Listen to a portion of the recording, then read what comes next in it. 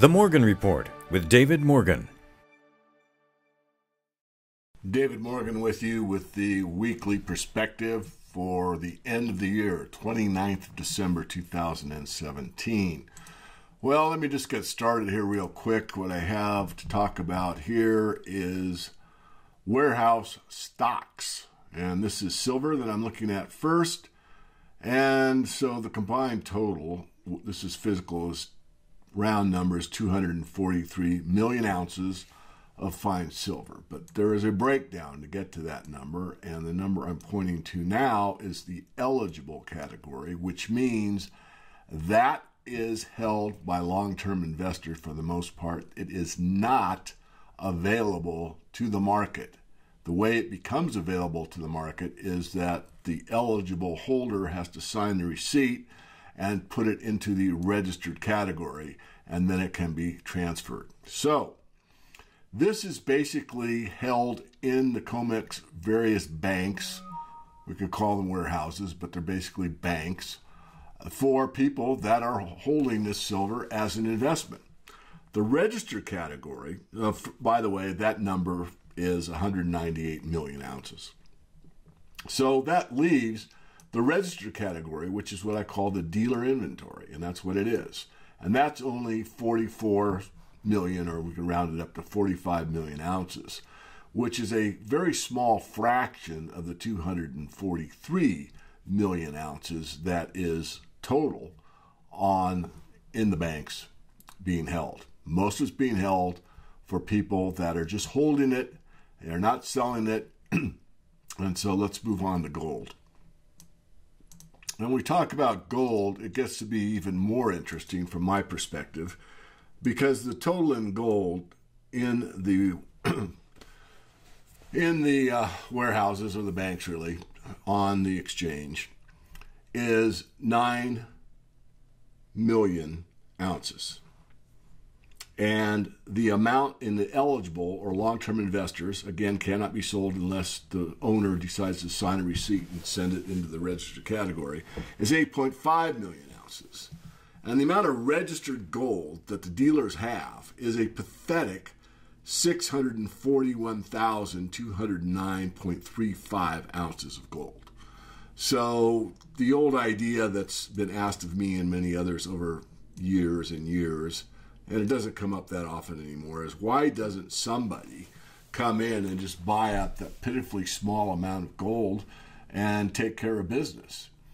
And there's several answers to that. The main one is that the restrictions, or the way the rules are written on the paper exchanges, is that they'll never default, quote unquote, default in legal terms. What do I mean? I mean because their definition is that they have force majeure capability. In other words, they can default and say, well, we can't meet it, an act of nature, and there's all kinds of roadblocks that are up there to protect the short interests, not the longs, that would prevent that happening. In theory, it could happen, but it's almost at the point now it's ridiculous when you look at the amount of gold that's held and the amount that's actually in the register of the dealer inventory. It's pathetically small. And more keeps coming off little by little off these exchanges.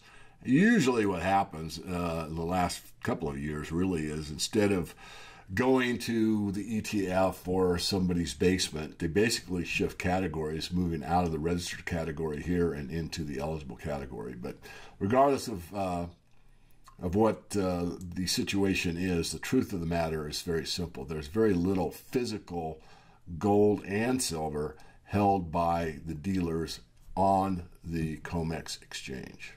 The first headline this week is from Wolf Street, Wolf Richter. Peak good times, ? Stock market risk spikes a new high. Talks about the risk. I'm not going to read the article. What I want to point out is that really gold is contracyclical to the stock market, even more so than the dollar. Basically, it's as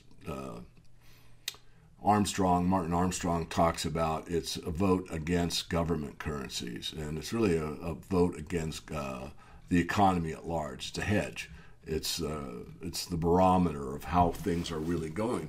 And so with a huge stock market rally that we've seen, gold was up about 13% for the year 2017, which, if you can think about it, means that gold actually performed fairly well versus what it's most contra to or reciprocal to, which is the stock market. So if the stock market making new high, new high, new high, new high, you could expect gold to be new low or flat or even down, and it didn't do that.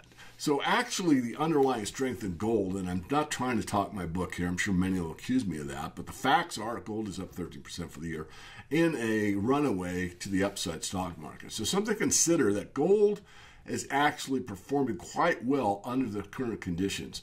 I think those conditions are going to shift in 2018, but I'm unclear of how much. But as always, I will let the market dictate to me really more than I will dictate to it. And coming back to Charles Hughes Smith, which I think he's a great thinker. He and I don't agree on everything, but nonetheless, love to read him. And this is a very interesting article. I won't, again, read it to you, but the headline is one reason why the status quo disdains Bitcoin is that the wrong people are getting rich. He goes on to open saying the psychology of money, wealth, and speculative mania is endlessly fascinating. Couldn't agree more. But the title of the article basically says it all. I mean, the elites have this idea that they are in control and they're destined to be there, the divine right of kings, the old manifest destiny, all these things that the public school system programs people to believe, that this class warfare and that, you're only going to be able to rise to the middle class and a few maybe upper middle class. But as far as getting into the upper, you've got to be asked aboard and all of this stuff that prevails in this very, very interesting time in financial history or history in general.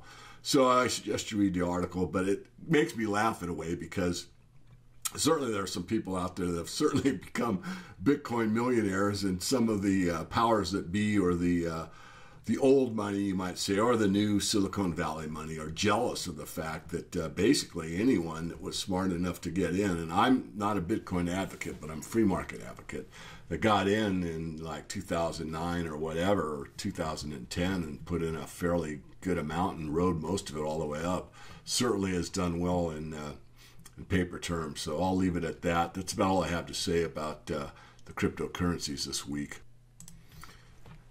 And another great article from Steve St. Angelo, SRS Rocco, on his website. The headline reads, "The U.S. shale oil industry swindling and stealing energy to stay alive." I won't read the article. I know a lot of you that follow my weekly perspectives or reviews or my view look and are subscribers to Steve's website, which I highly recommend.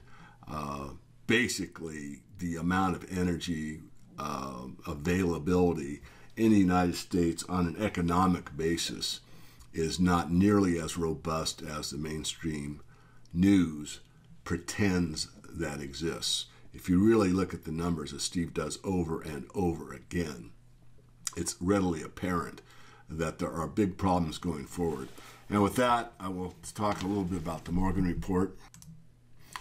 The new issue will be out here momentarily on this weekend before the 1st of January 2018. And one thing to look at is the top picks for the next 18 months. Every time we've done this in the last few years, we have beat both the XAU and the HUI and even the GDX by a fair amount. So that's something to pay attention to. We do have a new recommendation. We actually had two, but one kind of got away to us on the upside.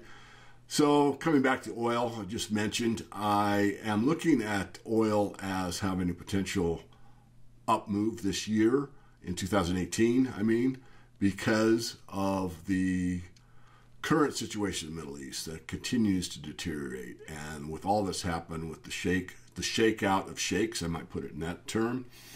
And a lot remains to be determined there, but I think there's going to be more pressure to the upside on oil than many are talking about at this current point in time. Additionally, we are in the first issue where we're looking at silver money from a crypto affiliation. In other words, a cryptocurrency / silver melding. And this is getting off the ground. I am involved. I'm warning everybody that's either a member of the Morgan Report or on the free service, or just happens to stumble on one of our weekly perspectives or an update or a radio show or whatever.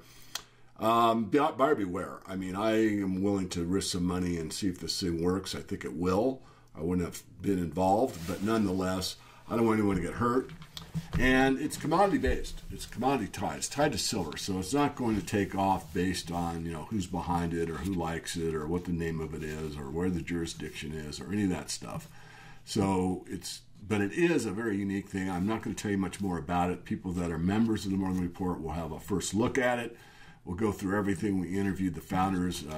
This has been kind of a year in the making, meaning it's been about a year since we met with the main group that started this in Canada, and doing our due diligence, going to several meetings, etc. We decided to participate, and it's the first time we've written about it. And then, of course, we've been adding this blockchain brief to the last several months of the Morgan Report, and then, of course, always letters to the editor. So that's it. I wish everyone a great and happy, prosperous, and let's say more truthful New Year. I think that there is going to be a great deal of shuffling around the mainstream to be able to keep their face with all of the news that's going to be breaking out that is going to be detrimental to the deep state. I'll leave it at that, rather vague, but I think it is going to be quite a year in 2018. So I'll leave it at that. Again, wish everyone a happy new year.